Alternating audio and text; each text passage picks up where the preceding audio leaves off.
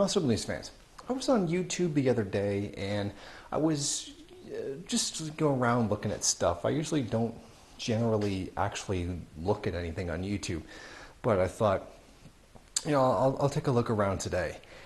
And I happened to come by some old wrestling theme music videos. And it took me back to when I used to be a really huge professional wrestling fan. And it made me reflect upon why I stopped being a fan of professional wrestling. Or more specifically, why I stopped watching professional wrestling. I mean, I still like it, but I don't watch it anymore. Now, there was a couple of reasons why this did happen and why I just ended up not really watching it anymore. One of the things was I was like a major fan back in the WWE Attitude Era, back when we could still call it the WWF. The DX time, when Stone Cold was there, when it was at its peak, when it was at its absolute best, when it was the best that it ever was. And well, obviously I watched it before that, but I was there, as the Attitude Era took off, which blows the hell out of anything that exists today. And I remember it was like not long after the terrorist attacks on 9/11 that I actually stopped watching wrestling.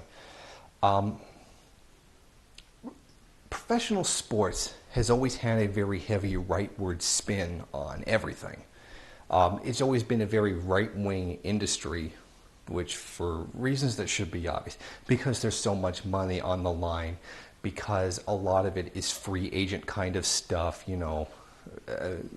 free market kind of ideology. Particularly professional wrestling is a very free market oriented business. So you get a lot of that with any professional sport. By no means is this exclusively limited to professional wrestling. A lot of it is to justify the obscene amounts of money that these people actually make. And then there's the whole bit about how these resources are being, wasted on this when we need that wealth to go into other places, and global inequality and all the usual stuff that, any Marxist would bring up. But there is one aspect of sports that is really, really annoying, and that's patriotism. Every sport, regardless of what it is, conducts military worship. And by that I mean a fetishization of the military and what's done, always without question, of course, which is why it's fetishized. And it's blind adherence to the idea that the troops are heroes and what the military does is always morally correct, and that we owe certain things about our lives to these people. But particularly one thing that drives me up the wall is patriotism. Now, patriotism, there's a whole thing about countries being complete social constructs, being that they don't really materially exist. They are things that exist in our minds as ideas. Like, we'll take Canada, for example. Canada is an idea. There is nothing inherently material about it. There is a land mass by which Canada exists, but Canada is a line drawn on that landmass that separates us from the United States. There is nothing inherently material about a country. If you transplant the population, you change the language, you go from a capitalist to a socialist society, that very defining characteristic of what is Canada ceases to exist. It exists as an idea. If we are to believe the government, if we are to believe the ruling class, it's a land of freedom and where people are allowed to do this and to do that. Except for that whole being owned by the Queen thing. Again, Canada, the United States, any country merely exists as an idea, and that there is nothing inherently material about countries because they come into being and they cease to exist. There's nothing materially there. The Soviet Union is an idea, just as the Russian Federation is. And blind worship to such a social construct, one that's a very negative. I mean, there's a difference between positive in that they are progressive social constructs and negative social constructs. Countries would be one of them. As Marxists, we are supposed to abolish all countries. Now, I understand that this is something that's supposed to be done eventually, not something that's supposed to be jumped to right away. I'm not advocating that. I'm not a far-left communist. They're annoying. I'm not advocating that. I'm saying I find nationalism, because it's so based on a fraudulent concept, to be really, really annoying. Now, after 9/11, of course, there was a great deal of patriotism that ended up coming out because there was the tragedy, we're doing all this. But unfortunately, as with many things, it just got out of control. WWE became unbearable for me to watch because every other moment it was something about greatest country in the world, we're the land of the free, which I would actually argue is not true. Something about hero worship of the military, and it's like, okay, dude, like I get it that this tragedy has happened and it's on your minds a lot, but I really would like to get away from it because I don't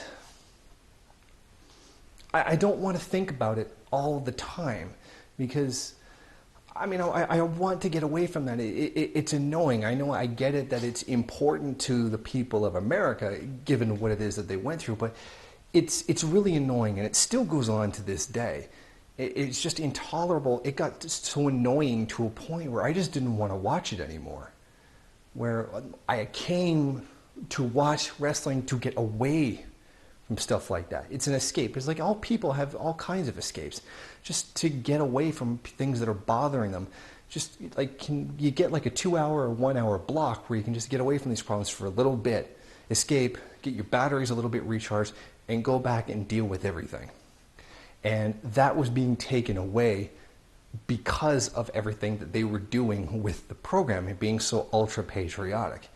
I mean, then it really got to a point where it just started to outright piss me off when they started taking the Canadian wrestlers and changing their hometowns to American cities. And it's like what? Canadians aren't even allowed to be Canadian anymore? And the only time someone is allowed to be a foreigner is when they're over the top caricature.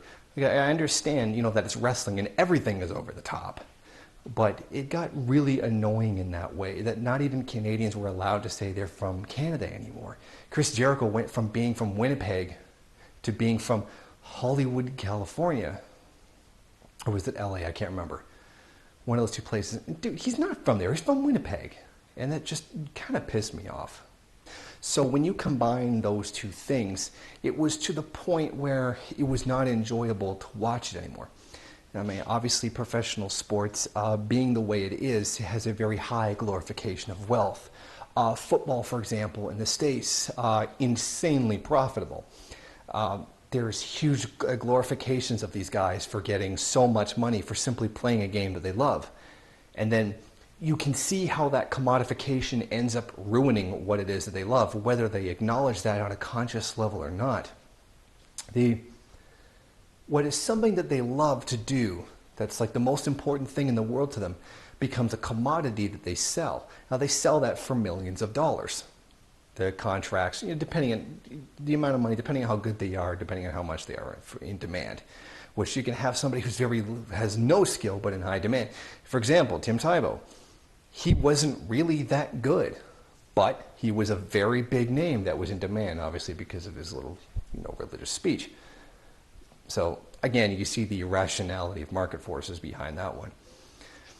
So now they're just exchanging their labor for doing what it is they love to do for money. Now it's commodified. Now I'm not going to do it unless I get this obscene amount of money. So you can see where it goes from something they want to do to now something that they're only going to do for money. And if they don't get an obscene amount, they're going to walk. Now, I do have very little sympathy for professional athletes because Oftentimes in situations like this, for example, with the NHL strike a while ago, it's millionaires and billionaires fighting over surplus value. Professional sports is in the billions of dollars. The players know that in this example, as the workers, there is no any revenue without them. They are, in a sense, the workers in that situation. And the owners are the capitalists. The owners aren't really necessary. They're just there by the virtue of owning the actual team. Then you have the workers and the capitalists fighting over the surplus value, meaning the profits of the enterprise. Which means even if you have a lot of money in the millions, sometimes tens of millions of dollars, that contradiction still remains. That's largely what our society is based on, the contradictions of capitalism. The primary one being between the worker and the capitalist. Of course, there's imperialism, and then the third worldist position, but just saying overall, for capitalism in general, there is the contradiction between the worker and the capitalist. Now, this still remains even when the workers are millionaires, because it's not... Because it's about that contradiction. Who actually produces that wealth? The players don't have... Pardon me. The players generate the wealth. They know that. They know that they are the ones who bring people into the seats. They are the ones that do the game. So that contradiction between the players and the owners, between the worker and the capitalist, still remains, even though the wages or the payment is in millions of dollars. It's not about how much money the worker has, but his relationship to the means of production. And we can still see this even when the workers, the players, are millionaires. The contradiction between the worker and the capitalist remains even if the wages are in the millions. Now, one of the other reasons that I did stop watching professional wrestling was John Cena. No, I mean, literally, it was... After I had been away for several years from watching it, I managed to catch a view of TNA, TNA NWA, Total Non-Stop Action, which is somewhat their competitor. I watched that and I was like, okay, this isn't that bad, because the patriotism thing had started to die down, but it never really went away with the WWE. I was watching TNA, I was like, okay, these guys are actually pretty good. Their budget's lower than WWE, of course, but their talent's giving it 110%. They are doing some good stuff. So I thought, maybe I could try watching wrestling again. So I go over to the WWE and I'm like, what the fuck is this? I see John Cena.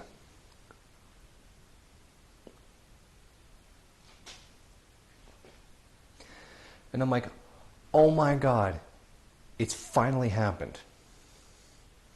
It has now gotten to a point where talent means nothing anymore.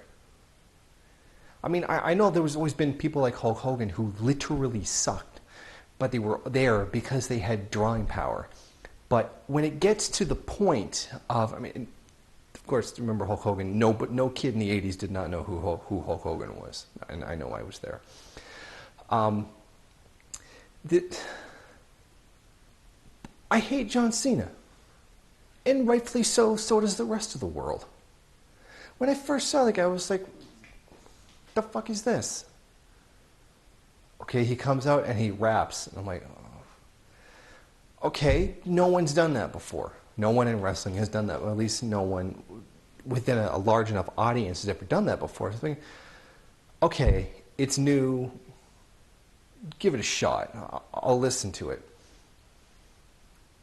But then I saw him wrestle, I'm like, you suck. You've got he has two more moves more than Hulk Hogan, but he's not really that good.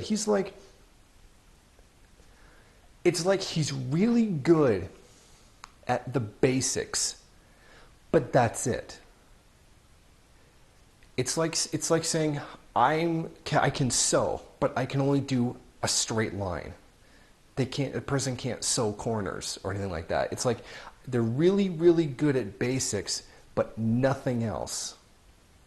Well, you need more than that in a sport like professional wrestling that's all about entertainment. You have to be able to do more than that.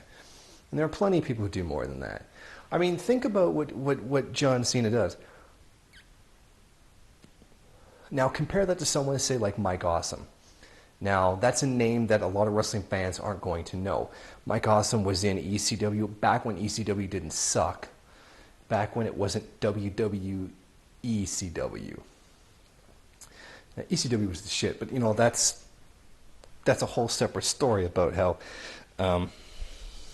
ECW should still be around. But Mike Awesome was massively impressive. At 300 pounds, 6'6", he could do a suicide dive and do it really, really well. I mean, his battles with Masato Tanaka in ECW and FMW in Japan are just, to hardcore fans, that shit's legendary. Legendary, their fights. Because, you know, once in a while you get like two guys who work really, really well together, and no idea why, but they fuse so well in the ring, and they do. They work together really well. Masato Tanaka and Mike Awesome, those two guys. My point was, Mike Awesome was far larger than John Cena. He could do insane shit. He was doing springboard planches off the top rope, out of the ring, past the guardrail on Spike Dudley. That legendary match where I guess it wasn't a squash match, but when he was fighting Spike Dudley for the ECW World Title, and he did like some shit like, oh my god, I can't believe that. For his size, that's an absolutely insane thing to do. A springboard plancha out of the ring past the guardrail for a 300-pound man. That's insane. And John Cena does what? Like the same 6 moves. It's like, it's to the point where like we might as well we'll just say, you know what, we don't really actually care about talent. We want somebody who's going to sell tickets. And it did. It sold tickets. So from a marketing perspective, from a profit perspective, it was a goddamn success. Can't take that away from them. But the one thing that I think was truly a marketing genius for this was that they finally tapped into a demographic that they had ignored for a very long time. I don't know if you're really allowed to say the word. So I don't know if it's politically correct or not. Wiggers, basically, white suburban youth that dress like young urban youth. And again, I could do a whole video on that phenomenon altogether.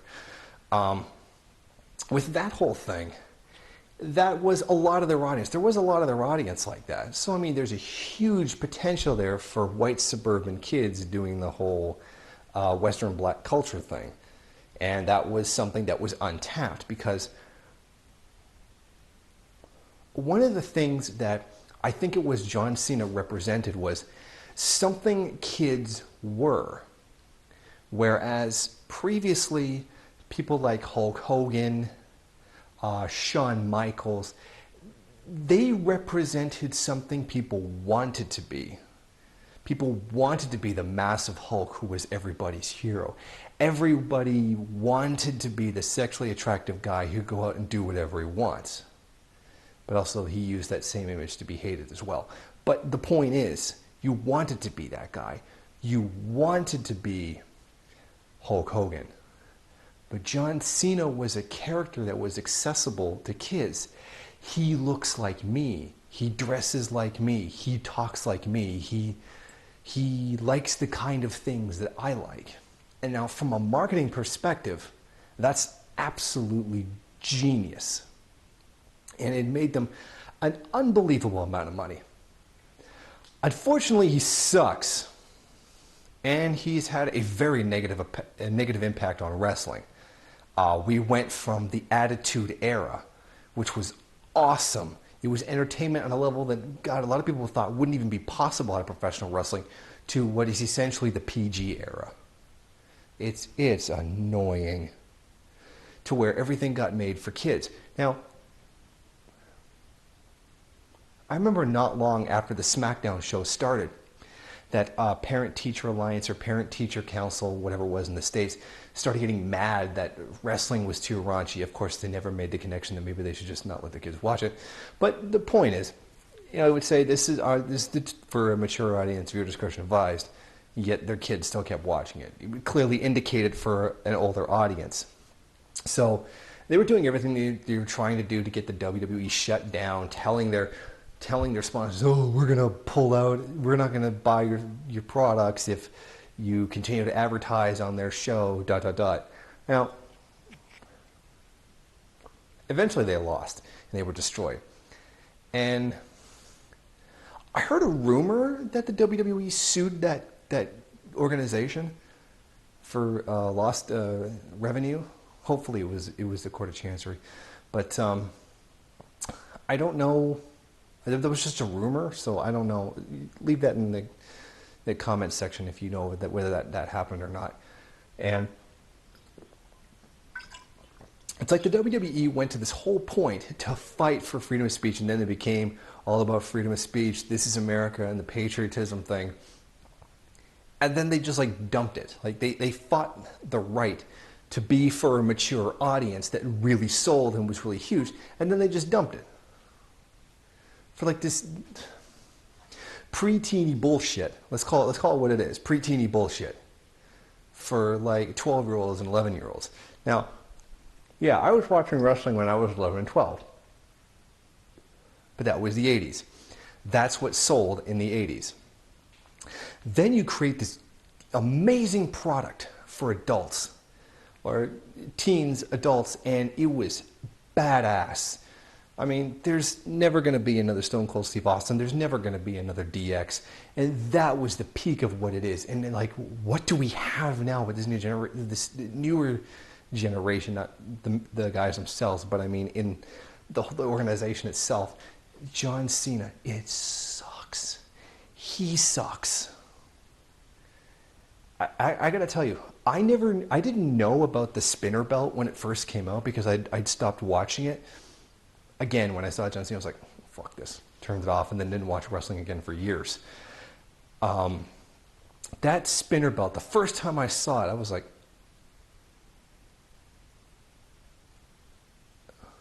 are you serious? That thing is so stupid. It is.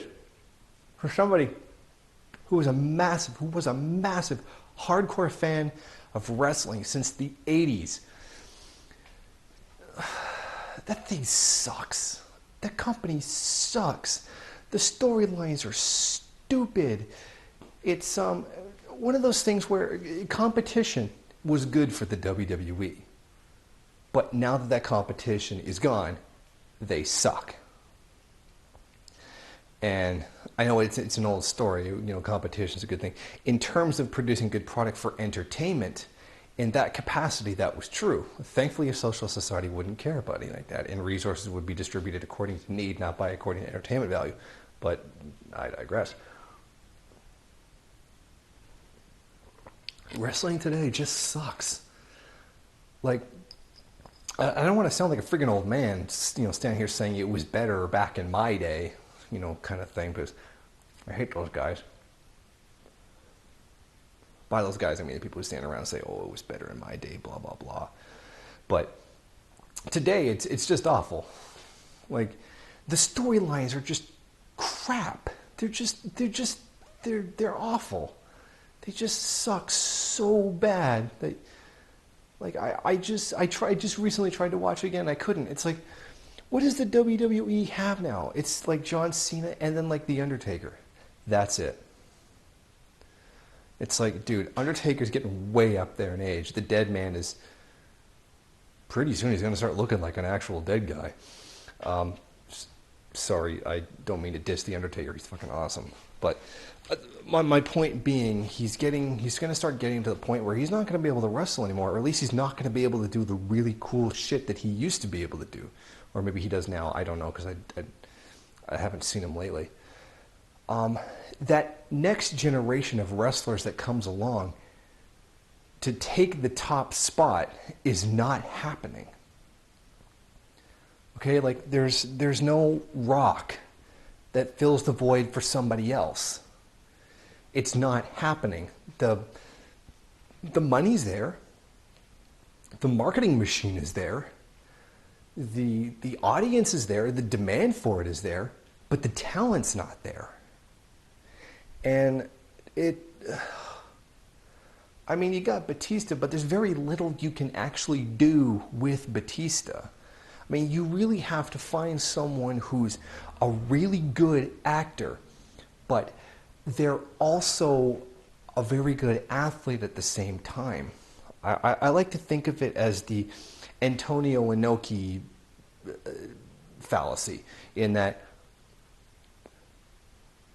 if you know who Antonio Inoki is, massive wrestling legend in Japan. The guy was incredibly good, but he always got shoved to the side for Giant Baba, just because the guy was really big. But Antonio Inoki was so good as a wrestler, but he kept getting pushed to the side in favor of Giant Baba. And like, I hate that. I hate it when like younger guys who are really, really good get like just thrown away for like these old guys who can barely do anything anymore. I'll give you a great example. That is what destroyed WCW. That is what made WCW suck.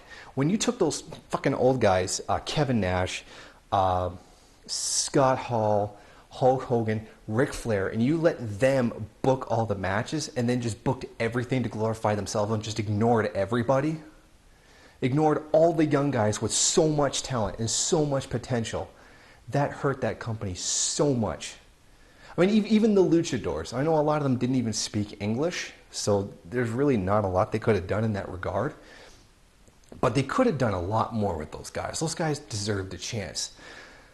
I remember the old saying, it was Ric Flair against Hulk Hogan in a cage match, and it was like, wasn't this the same main event we were watching like 20 years ago? And I remember somebody calling it, what was it? They called it Age in a Cage, and I thought that was hilarious. Yeah. That's what's happening to TNA right now. I was watching TNA and I was like, okay, this is actually pretty good. You know, they're starting to take off. They got greater production values. They're pulling in like really good athletes with a lot of potential, guys who are good on the mic, all kinds of stuff. And then I didn't watch it for a couple months, 6 months, 7 months. Then I came back. I was like, whoa, Hulk Hogan's on here? And then I see Kevin Nash. And then I see other big names like that. I'm like, oh no. Oh God, please don't. Please don't. And now what? Now everything in TNA is dominated, at least from the last time I watched it, which was a couple weeks ago, or maybe 2 months ago. Everything is about them now. It's about Hulk Hogan. It's about Kevin Nash. I'm like, no, stop. You did this formula already. You did all of that. You did Hulk Hogan. You did Kevin Nash. You let all those older generation guys run everything, and then it ran WCW into the ground. Don't kill TNA. It's the only like real alternative to WWE.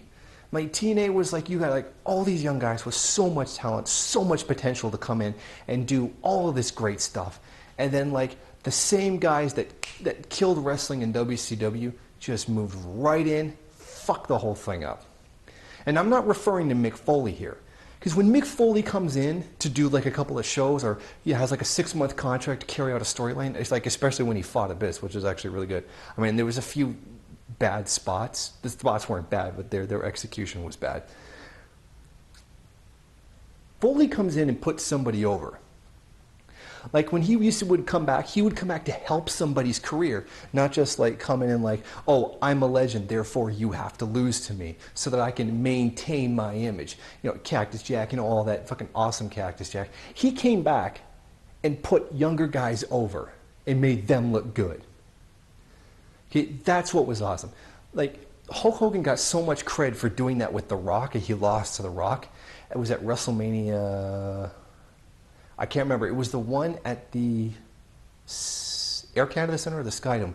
I can't remember. I was there. I was actually at that one where Hulk Hogan fought The Rock. It was Triple H against Chris Jericho for the main event, but it was The Rock versus Hulk Hogan. I was there and I saw that match, and it was really good. But the Hulk Hogan won't do that for people. He did it for the one guy, and he gets like these major props. But Mick Foley has done tons of stuff to help people. I mean, he's great in that thing.